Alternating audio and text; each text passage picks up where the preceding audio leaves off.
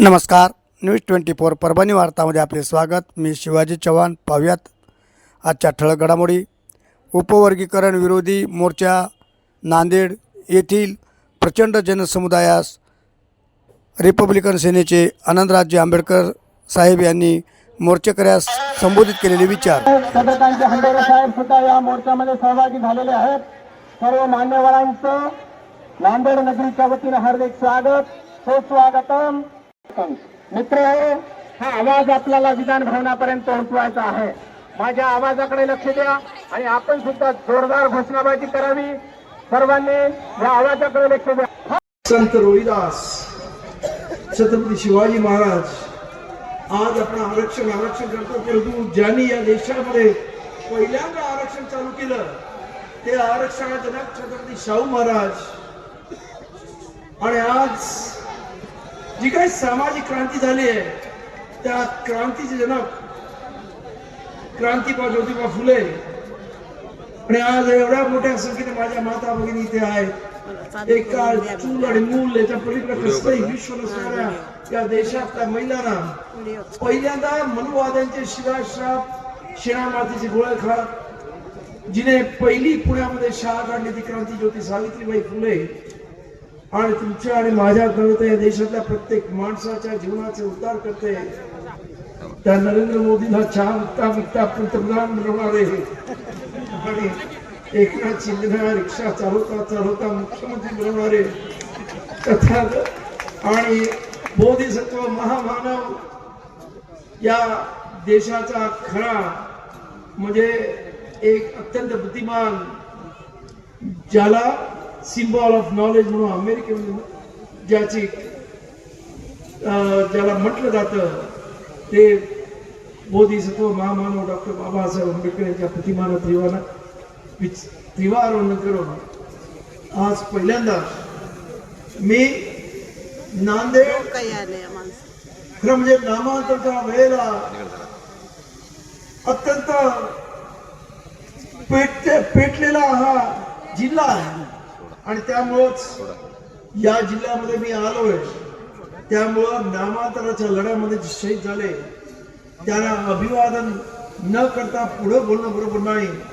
त्यामुळं आमचे मातंग समाजाचे बंधू ज्यांनी बाबासाहेबांच्या जय भीम नारायण या इकडच्या मनुवाद्यांच्या हाल अपेक्षा सहन करत शहीद झाले ते पोचीरामजी कांबळे, जनार्दन मवाडे, गौतम वाघमारे यांना मी पहिल्यांदा नम्रपणे त्यांना अभिवादन करतो. त्याचबरोबर या नांदेडमधून पूर्वीपासून भैयासाहेबांच्या काळापासून अनेक मातंग समाजाचे नेते भैयासाहेबांच्या खांद्याला खांदा लावून काम केलेले आहेत. आज त्यांची आठवण करणे अत्यंत गरजेचं आहे असं मी समजतो. त्याच्यामध्ये ॲडव्होकेट गोविंदराव बराडीकर, IP बसवंते, त्याचबरोबर नामांतराच्या प्रमुख नेत्या केसाबाई गोडमुके, तसंच HP कांबळे सर आणि अनेक त्या काळामध्ये सर्व म्हणजे बौद्ध असतील, मातंग असतील, अनेक तरुण कार्यकर्ते त्या काळामध्ये ज्यांनी ही नामांतराची लढाई लढली त्या सर्वांना मी क्रांतिकारी जय भीम करतो. त्याचबरोबर आज मी मान्य करतो की नांदेडकरांनी इतिहास घडवला.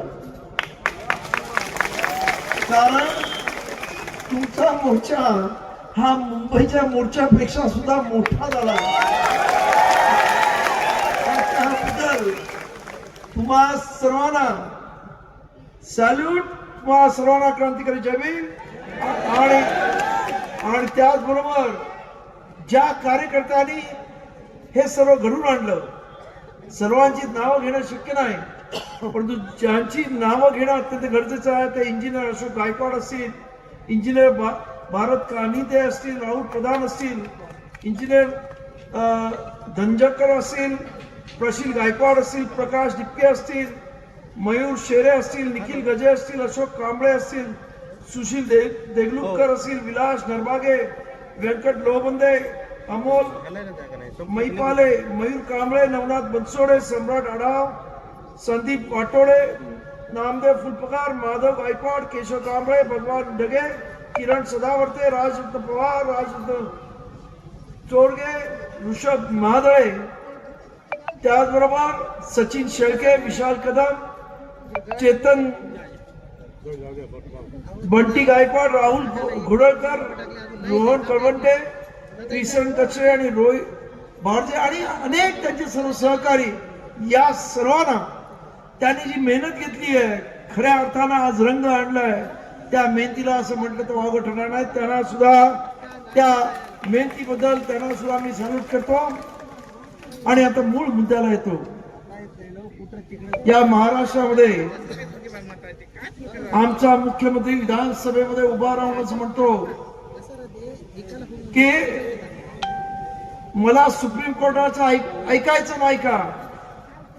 सुप्रीम कोर्टात सांगितलं काय बाबा, तुला तू वकील आहेस ना, तुला वकील असताना तुला तो जजमेंट वाचता नाही का, हा मला प्रश्न आहे.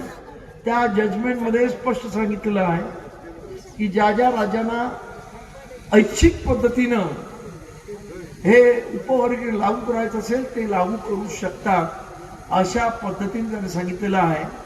त्यांनी प्रत्येक राज्याला हे उपवर्गीय करायलाच पाहिजे असं काही सांगितलेलं नाही.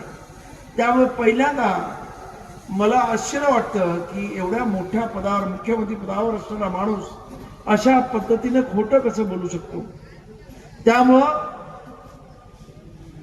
मला माहित आहे की तुमच्यावरती सुद्धा तुमचे बाप बसलेले आहेत नागपूरमध्ये आणि त्यांनी आदेश दिला की तुम्ही इथे डोलता, बदल करण्यात आला आणि त्यामुळे सुप्रीम कोर्टाने दिलेला तो आदेश रद्द झाला. आणि त्यानंतर काही लोकांनी बाबासाहेबांना असं विचारलं की बाबासाहेब, तुम्ही हे संविधानाचं मंदिर निर्माण केलं आणि ते तुम्हीच कसं उद्ध्वस्त करताय, बदल घडवताय. तेव्हा बाबासाहेब म्हणाले, मी हे मंदिर तर बनवलं संविधानाचं, पण पुजाऱ्याने घाण करून ठेवली आहे. पुजारी म्हणजे कोण? Supreme court. आणि त्यामुळं ती घाण मला साफ करायला लागणार आहे. आज सुद्धा सुप्रीम कोर्टाने ही घाण केलेली आहे.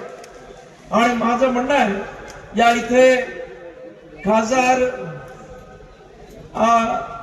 आणि माजी मंत्री सोशल वेलफेअरचे चंद्रकांतजी हंडोरे, तुम्ही सुद्धा या संदर्भामध्ये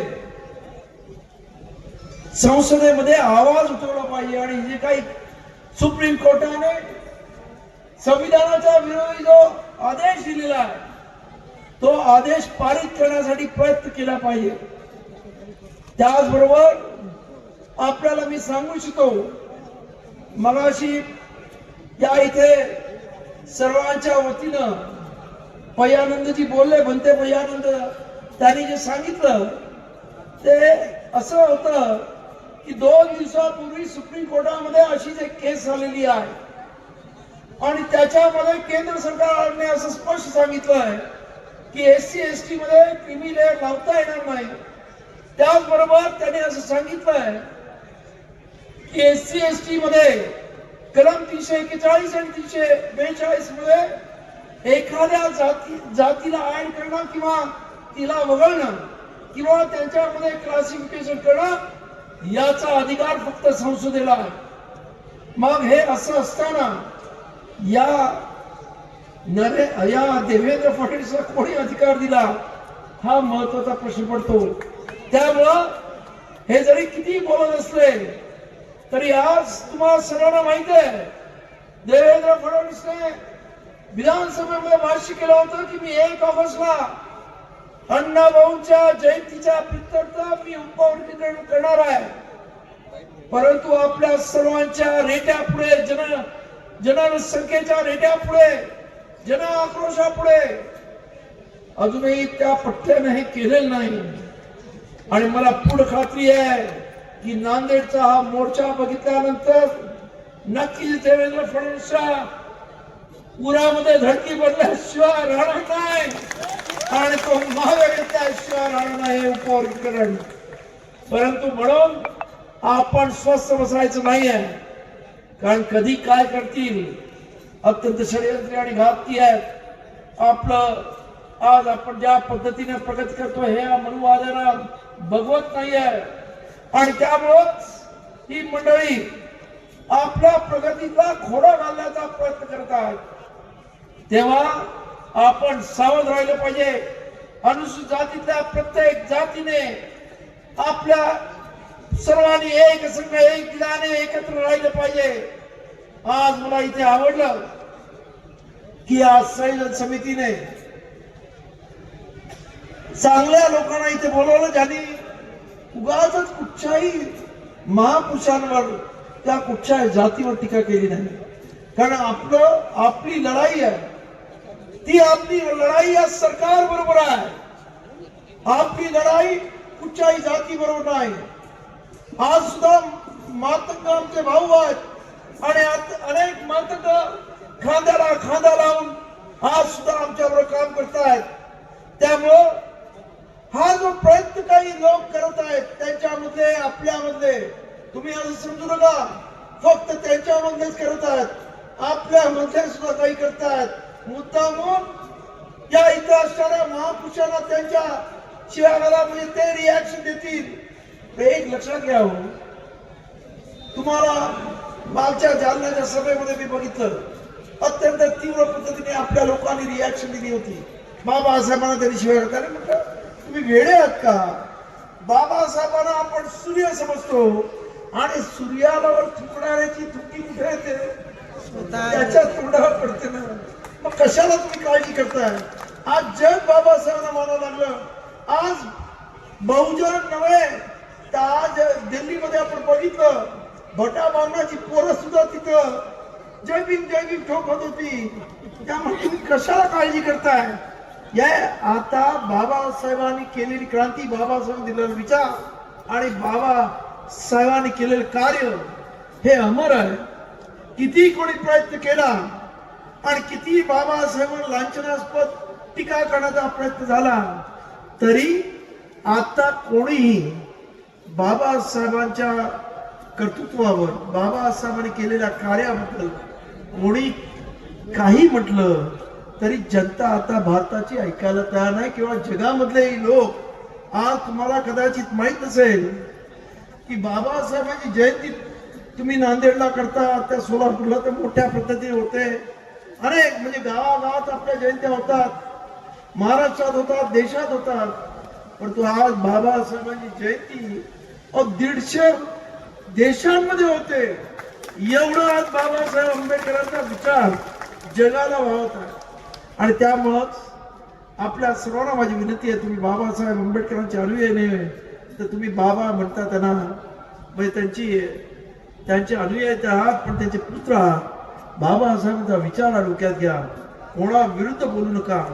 सर्वांना घेऊन जाण्याचा प्रयत्न करा. आजही आमचे हे 90% मातंग बांधव आपल्या बरोबर आहेत. जे 5-10% लोक या काही भडकाऊ लोकांमुळे बिघडले असतील त्यांना सुद्धा समजून सांगा. 1 महिन्यापूर्वी मी तुम्हाला सांगतो की बीड मध्ये एक दळवी नावाचा मातंगी समाजाच्या मुलाला त्याच्या मालकाने अत्यंत वाईट पद्धतीने मारलं. एकही मातंगाचा लीडर गेला नाही. आमचा रिपब्लिक सेनेचा पुरुषोत्तम वीर जो जिल्हा अध्यक्ष आहे तो तिथं गेला.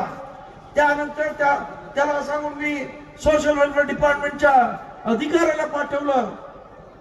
त्याच्या बायकोशी बोललो, त्याच्या वडिलांशी बोललो. त्याला 4.25 लाख रुपये अॅट्रॉसिटीच्या वतीने मिळतात, ती मदत मिळवून दिली. त्याचं घरकुल सुद्धा आम्ही पास केलं. त्यामुळं हे आपलेच बांधव आहेत. आणि आज तर तुम्हाला माहिती की आपली माणसं तर कुठल्याही मंदिरात जात नाही. हे मातंग समाजाचे लोक मंदिरात आणि इतर ठिकाणी गेल्यानंतर त्यांना मारझोड होते. तेव्हा आंबेडकरवादी त्यांना वाचवायला जातात हे लक्षात घ्या. आणि त्यामुळं हे आपण मोठ्या भावाची आतापर्यंत भूमिका घेतली आणि याच्या पुढे सुद्धा या मोठ्या भावाची भूमिका आपल्याला निभावायची आहे. आणि खऱ्या अर्थानं एससीच नव्हे तर देशातला प्रत्येक माणूस आपल्याला बाबासाहेबांच्या विचाराची एकजूट करायचा आहे. आणि त्यासाठी आपण सर्वांनी मोठी मन करा आणि मोठ्या मनाने कामाला लागा. एवढंच मी सांगतो. आपण सर्वजण एवढ्या मोठ्या संख्येने आला, परत एकदा नांदेडकरांना, नांदेड जिल्ह्यातल्या प्रत्येकाला मी मनापासून धन्यवाद देतो. आपल्या प्रति मंगल मैत्री कामना करतो आणि मी माझ्या वाणीला विराम देतो. नमोदाय जय भीम. साहेब एक फोटो घेऊयात सर्व नेत्यांची. अशाच घटना घडामोडी पाहण्यासाठी आजच चॅनलला लाईक व बेल आयकॉन दाबून सबस्क्राईब करा. आजच्या ठळक घडामोडी संपल्या. पुन्हा भेटूयात पुढील बातमीपत्रात. तोपर्यंत नमस्कार.